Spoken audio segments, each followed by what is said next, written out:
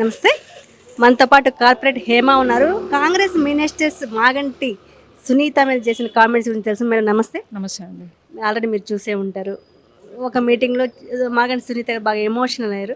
ఎమోషనల్తో ఓట్లు పడవు, ఎందుకు ఎమోషనల్ డ్రామాలు ఆడుతున్నారు అంటున్నారు. ఏమంటారు మేడం? గతంలో ఇదే కాంగ్రెస్ పార్టీకి సంబంధించిన నాయకులు కూడా వాళ్ళ ఎలక్షన్ క్యాంపెయిన్‌లో అసలు ఏం సంబంధం లేకపోయినా కూడా ఏడ్చిన సందర్భాలు మనం చూసినాం. అప్పుడు రేవంత్ రెడ్డి గారు కూడా ఏడ్చిండ్రు. అదేదో గుడికి పోయి అక్కడ ఏడ్చిండ్రు. అండ్ వాళ్ళకి పార్టీకి సంబంధించిన ఒక క్యాండిడేట్ కూడా ఎలక్షన్ క్యాంపెయిన్‌లో ఏడవడం జరిగింది. సో, ఏడుపుని వాళ్ళు ఆర్టిఫిషియల్ అనడము, డ్రామా అనడం, ఫస్ట్ ఆఫ్ ఆల్ ఆమె ఉన్న సిట్యుయేషన్ ఏంటి? వారు రీసెంట్‌గా వాళ్ళ హస్బెండ్‌ని కోల్పోయారు. వాళ్ళ ఇంటికి పెద్ద దిక్కు అయిన ఒక సిట్టింగ్ స్థాయి ఎమ్మెల్యే గారు 3 సార్లు ఎమ్మెల్యేగా గెలిచి జూబ్లీహిల్స్ నియోజకవర్గంలో వారు ఉన్నారు. అండ్ వారి భర్తని వాళ్ళు కోల్పోవడంతో వారు అంటే అక్కడ ఆ సందర్భంలో అందరూ వారిని గుర్తు చేసుకునే క్రమంలో వారు ఎమోషనల్ అవ్వడం జరిగింది. దాన్ని కూడా వీళ్ళు ఆర్టిఫిషియల్ అనడం, ఒక మహిళను పట్టుకొని అట్లా కించపరిచి మాట్లాడడము, డ్రామా ఆడుతుండనడము. అసలు వాళ్ళ ఇంట్లో ఒకవేళ ఇట్లాంటి పరిస్థితి వస్తే వాళ్ళు నవ్వుకుంటా ఉంటారేమో మాకు అర్థం అవ్వట్లేదు. ఒక మనిషి పోయినప్పుడు ఎంత బాధ ఉంటుంది. ఫస్ట్ ఆఫ్ ఆల్ ఆమె అసలు బయటికే రారు. సునీతమ్మ గారు అసలు బయటికే రారు. పొలిటికల్గా వాళ్ళ హస్బెండ్ ఎంత ఉన్నా కూడా వాళ్ళ మధ్యలో డిస్కషన్ ఎంత ఉన్నా కూడా వారు ఎప్పుడు రాలే ఇన్ని సంవత్సరాల కాలంలో.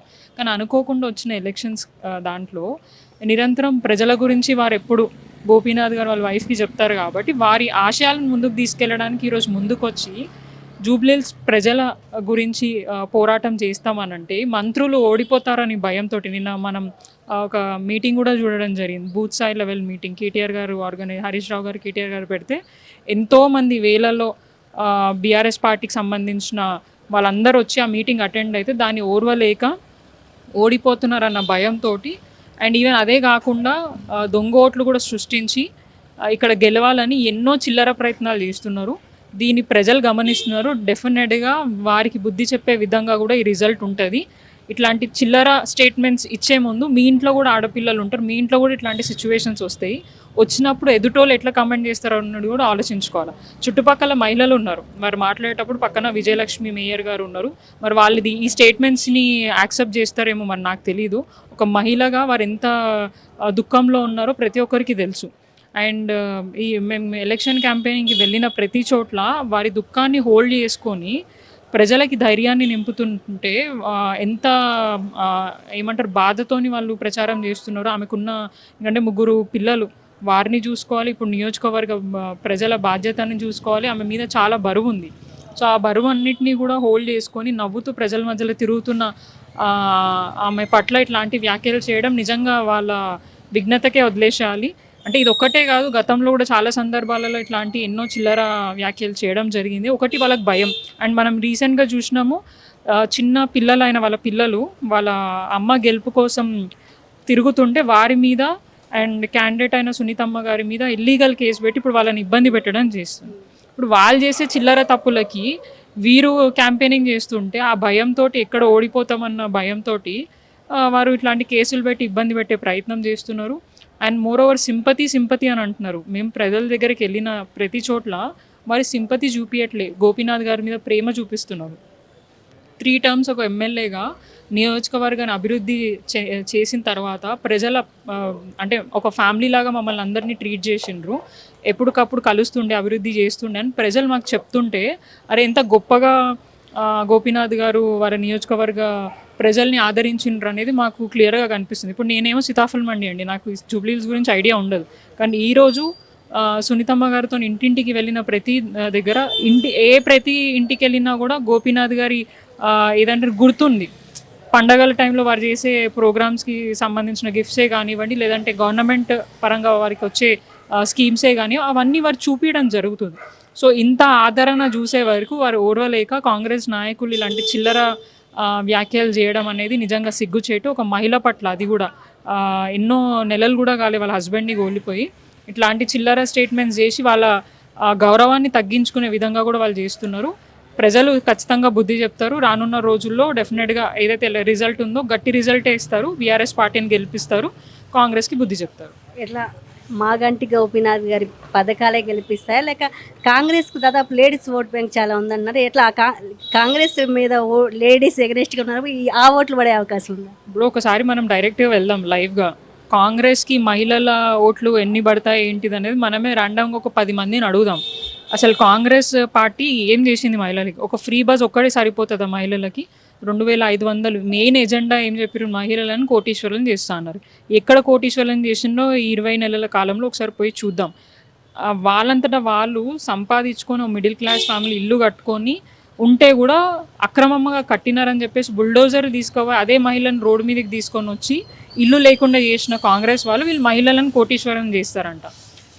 ఒక్కసారి మనం అక్కడికి వెళ్ళి అడిగితే మహిళలకి ఏదైతే 2500 అది రాలేదు. ఫ్రీ బస్లో ఉట్టి ఫ్రీ బస్సే కాదు, ఫ్రీ బస్తో పాటు చాలా దానికి అవసరమైన ఎన్నో ఏమంటారు సౌకర్యాలు ఉంటాయి. ఇప్పుడు బస్ స్టాప్కి వెళ్తాం బస్ ఎక్కడానికి, మీరు పెద్ద మనిషి ఉండి ఎవరైనా మహిళలు ఉండి కూర్చోలేని పరిస్థితి ఉంటే అక్కడ చైర్స్ లేకపోతే ఒక సీటింగ్ కానివ్వండి, ఒక రూఫ్ కానివ్వండి లేకపోయి బస్సు సఫిషియెంట్గా లేకుండా ప్లస్ బస్సు ఎక్కితే కండక్టర్లు డ్రైవర్లు ఇష్టం వచ్చినట్టు తిట్టడం, మహిళలు కొట్లాడుకోవడం, ఇవన్నీ మనం ఎప్పుడు చూడాలి. 10 సంవత్సరాల కాలంలో బీఆర్ఎస్ ఉన్నప్పుడు కూడా ఎన్నో ఫ్రీ స్కీమ్స్ పెట్టినప్పటికీ దాన్ని న్యాయంగా ఎవరైతే ఎలిజిబుల్ ఉన్నారో వాళ్ళకి మాత్రమే అందించే సిచ్యువేషన్ చూసినాం.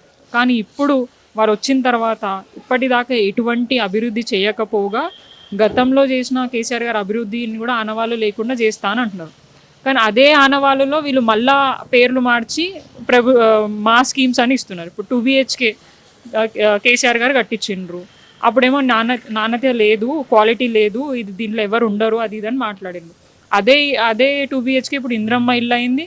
అదే ఇంద్రమ్మ ఇల్లు ఇప్పుడు కాంగ్రెస్ పార్టీ స్కీమ్ అయిపోయింది, చాలామందికి వెళ్ళడం జరిగింది. దాంతోపాటు చాలా పేర్లు మార్చిండ్రు. ఇప్పుడు దాకా ఏమైనా అభివృద్ధి చేసిండా రేవంత్ రెడ్డి అని అంటే పేర్లు మార్పు చేయడం. గతంలో బీఆర్ఎస్ పార్టీ కట్టించిన ఫ్లైఓవర్లు, అండర్ పాస్ బ్రిడ్జ్లకి పెయింట్లు వేసుకుంటా కలరింగ్ ఇవ్వడం, ఇదే ఆయన చేసిన అభివృద్ధి తప్ప కొత్తగా చేసింది అయితే ఏం లేదు. తులం బంగారం ఇస్తా అన్నాడు ఇవ్వలేదు, 2500 ఇస్తా అన్నాడు అది ఇవ్వలేదు, స్కూటీలు ఇస్తా అన్నాడు ఇవ్వలేదు, పెంచుతా అన్న ఏమంటారు పెన్షన్లు పెంచలేదు. అట్లా ఎన్నో మెయిన్ స్కీమ్స్ ఏవి చేయకపోగా తూతూ మంత్రంగా పెట్టిన ఈ ఫ్రీ బస్సు కానివ్వండి, 200 యూనిట్సే కానివ్వండి, అది ఏదో నామకే వస్తే ఒక 10 మందికి ఇచ్చి మేము వేల లక్షలు ఇచ్చినామని చెప్పేసి పబ్లిసిటీ చేసుకుంటున్నారు. అండ్ మోర్ ఓవర్ ఇక్కడ కూడా అభివృద్ధి చేయలేదు. ఇన్ కేస్ నిజంగా చేసి ఉంటే వారి ఏ సభ అయినా చూడండి, అక్కడ అభివృద్ధి డిస్కషన్ కంటే స్పీచ్ కంటే బీఆర్ఎస్ పార్టీని తిట్టడం, కేసీఆర్ గారిని తిట్టడం ఇదే పనిగా పెట్టుకున్నారు తప్ప ఎక్కడ కూడా నేను ఇది చేసినా అని చెప్పి గట్టిగా అడిగి ఓట్లు అడిగే పరిస్థితి లేదు. ఇప్పుడు ఆ పరిస్థితి లేదు కాబట్టే ఈ ఓట్ చోరీ కార్యక్రమం పెట్టుకున్నారు.